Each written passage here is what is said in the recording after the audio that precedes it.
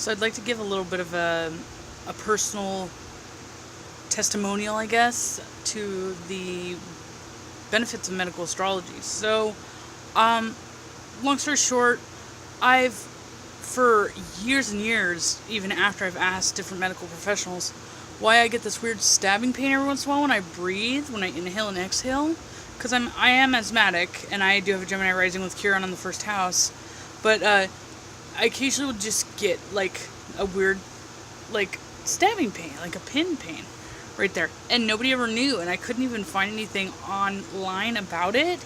And even when you Google just that, like, pains by collarbone when you breathe in, they're just because people ask a lot of stupid questions nowadays. I haven't actually Googled that in a while. But essentially, after doing a little bit of digging, and first off, I'd like to give my acknowledgements because I had a reading with Philip Sedgwick, which is an awesome astrologer, and he kind of was going on about how, like, I mentioned that I'm making tinctures and homeopathic medicine, and then he said something about how I'm going to be making something crucial within the next week or so that'll have something to do with Halimea and Ceres or whatever, some aspects that are in my chart. And I'm not entirely sure if ginger is a Hawaiian thing, but essentially that's one of the things that I've been making a lot of tinctures with, and apparently that's going to be helping the condition that I have that I never knew about. So, I was looking in the medical astrology book actually that I bought. It's like a thesaurus from Norwalk, where I obviously met up with Philip again. I went to Norwalk for the first time last year, and this year I made an appointment for a consultation with him, obviously, after the conference, and just conveniently enough, I got that one book, and I happened to be skimming through it. And another thing I'd like to say, too, is that, obviously, some of my friends kind of were like, wow, can you, like, come out of the house and get out of the books? Because I've obviously been ridiculous with the books. And it's actually, I guess, Philip's fault. I love how I'm not really blaming him. I'm going to send this to him, so I'm giving him a hard time. But, so my first Norwalk, I was so excited to be there, and then I wanted to understand what he was talking about in his lecture with the Galactic Center. I had no fucking idea. I wanted to know so bad that, like, I just felt inspired to go home, and I was like, I need to be a better astrologer so I can understand what the hell he's talking about. And then it stemmed into, actually, I guess that book thing right there. I mean, I had some books, but I mean, this was actually what I had. And yeah, I've told him about how I've been finding really cool books at the thrift stores and stuff. Yeah, all these are full. But I mean, seriously, some of these are so cool. Like, a lot of these are even astrology books. And then I've got those over there too. Like Stargazer's Handbook, totally got that at the thrift store. 10,000 Dreams, all that stuff. Astropsychology books.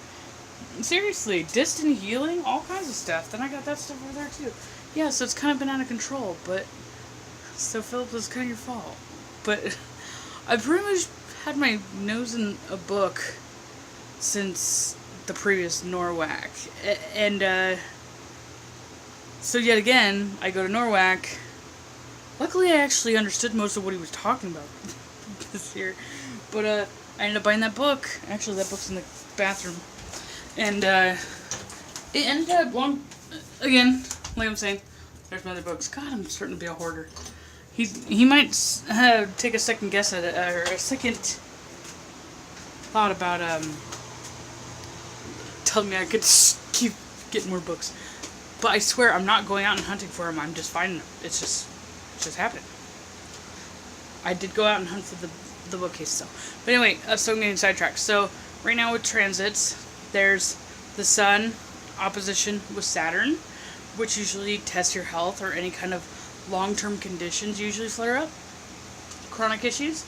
And then also because I'm a Libra and my perfection sign actually is Libra this year, and it's on the side with the Sun, and then Mars is on the side with Saturn. I've just been feeling really not that great. And funny enough, that that feeling that I get when I breathe in sometimes, I ended up looking in that medical astrology book, and apparently, because I have Saturn square Mars, and then Saturn essentially is opposition with my Chiron, I have a mineral absorption issue, or mineral deficiency issue. Meaning that, obviously, calcium, that sort of thing, I don't ingest very well.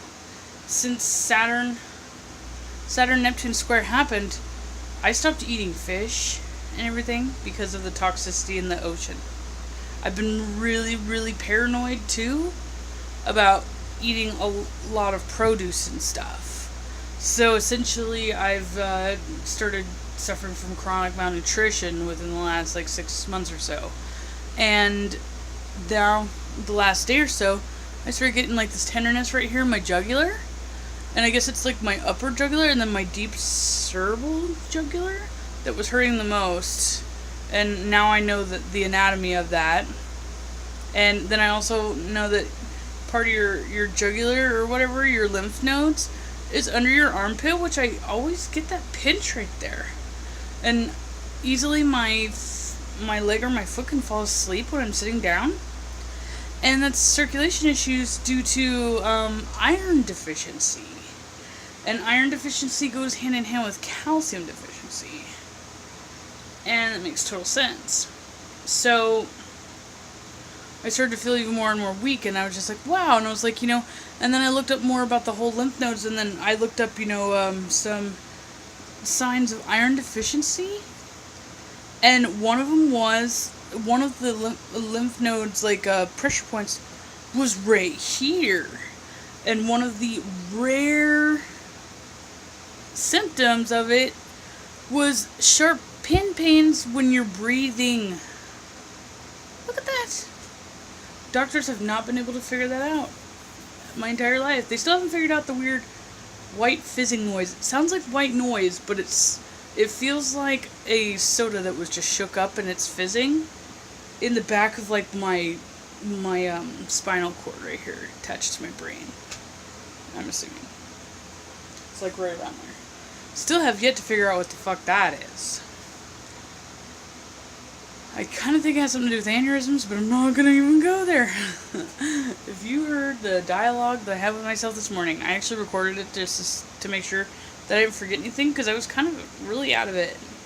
But, anyway, I went to the store and got some iron and magnesium and some calcium. I mean, I already have calcium tablets, but funny enough, I actually never had any iron ones, because I don't know if it was I got spooked by creatine or iron in general, or somebody gave themselves iron poisoning, but I just always see that supplement, and I'm just that's one that I shouldn't fuck with. And sure enough, I have an iron deficiency. I mean, I know I get that when I'm doing the whole girl cycle thing, but I mean, yeah.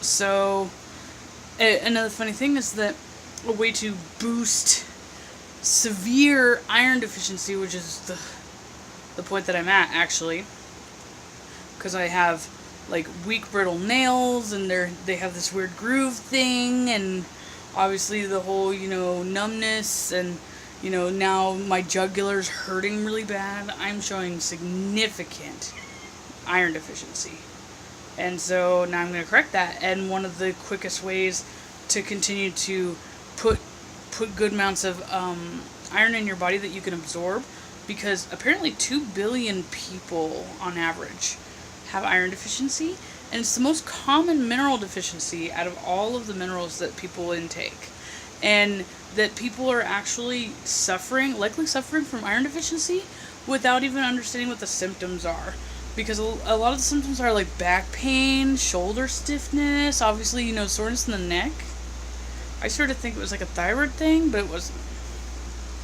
So, because of medical astrology, I was able to at least pinpoint down, have a vague kind of idea of what it was. Because if it came down to this being a thyroid issue, or a hormonal imbalance or something like that, that wouldn't necessarily be just called Ronnie, so to be taken down to the high school to do some paperwork? I know. Okay. So you're done by 3. I know. Okay. Every time. Okay, well, you're always doing that, so... No, I actually wasn't. I was just laying down, but I just took my iron and I'm starting to feel a little better. But yeah, so he claims every time I'm on video. If that were true, then I would have 24 hours worth of video online all the time. I don't. Right, Mew? But anyway, so thanks to medical astrology, I was able to pinpoint that it was a mineral deficiency. And then I also had another book that I actually got from a thrift store, and it's really cool. Actually started giving me a list of, like, by minerals, and then antacids, and then all kinds of different supplements that you absorb. And then it said, you know, potential, like, it basically just went over and said, like, iron, where you get it, what happens if you don't have enough of it, and then what are the symptoms. And I was like, hey. And I just put 2 and 2 together. It was a very elongated hour process of me yelling at my phone, actually. But it sounds very stressful. But I made some serious breakthroughs, and that's awesome. So modern science failed again, and medical astrology was the solution. And what I got sidetracked when he came and interrupted me is Phil said something about how I was going to make some sort of tinctures that had something to do with, just in general, I was going to make something. And I've been making turmeric ones, and I've also been making ginger ones. And apparently consuming ginger is the most efficient way to absorb the most iron. Because even if you have a normal metabolism and you absorb minerals properly in a healthy system absorption, you only absorb about 14 to 18% of the iron that you intake. Then you just expel the rest. So theoretically, if I have an iron or mineral absorption issue, that would mean that I obviously absorb significantly less. So those tinctures that'll be ready in about a week now, I'm going to need it for me. Awesome. He said I was going to make those. And in retrospect, I kind of felt compelled to get up and make more, because he said that I was going to make something cool and I should make something cool, and he was encouraging me. And speaking of encouraging me, I know this isn't too exotic, but I'm making different ointments with coconut oil. I know he said to do something cool with coconuts, but I mean, that's as close as I'm getting right now. And, you know, I made coconut peppermint toothpaste. Tree oil, too. Tea tree oil, coconut, turmeric, peppermint toothpaste. Helps with periodontal disease and gum disease. And it helps whiten your teeth. They would look whiter, but there's actually still some turmeric stuck on it because I was a little out of it earlier. Iron deficiency. But it should be good now. Mew, kitty! Say hi! Aki! You're fluffy! Me! Okay. And Mew, say bye. That's